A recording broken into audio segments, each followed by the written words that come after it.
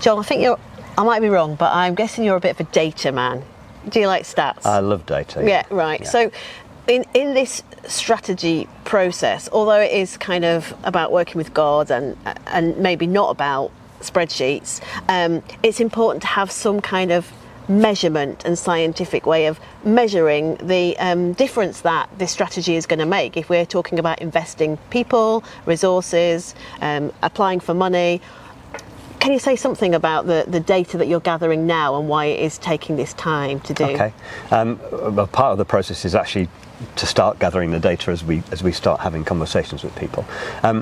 Yeah, data is important. It's not the be all and end all, but it helps us work out where we are now, so we can then focus work, and it helps us be able to demonstrate that what we've done has made a difference, and that's really important, especially when we're asking for money from people, because the people who are giving us money will want to see that their money is making a difference. But I think it's fundamental to us being able to say, well, where are we really? What's the reality of our situation now? Because unless we face up to our reality, then we can't make sensible plans. We'll be deluding ourselves. So. There are a number of ways we can think about this, and the way that our working groups are thinking about it are how foundationally stable are our worshipping communities. So how are we with our safeguarding practices? How are we with the volunteer base that we have? Are there people in the key roles, or are we struggling to fill those key roles? How are our finances?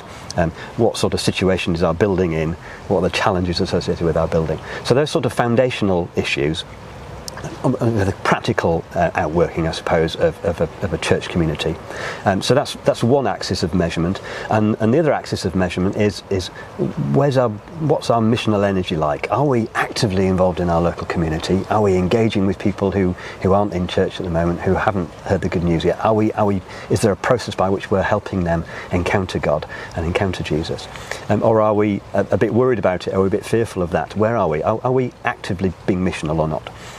Not to judge people, but to just work out where we are, because churches that are foundationally shaky in terms of their finances or their building or their volunteers and have low missional energy will need different support and encouragement to those that are financially secure and really active in their local community.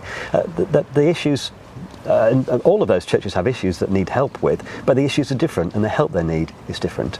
And us being able to understand that 25% of our parishes are in a particular area would then help us to say, well, we therefore need to put a lot of energy and effort into helping those churches, because that helps us best.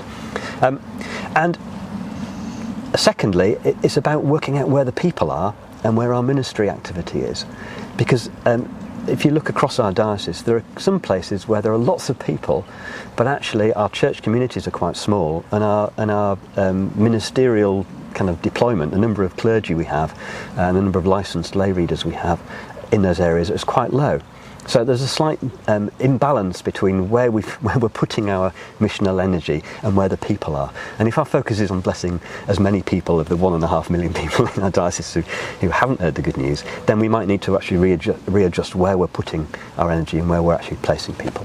So understanding that is key to us being able to put our strategy in place.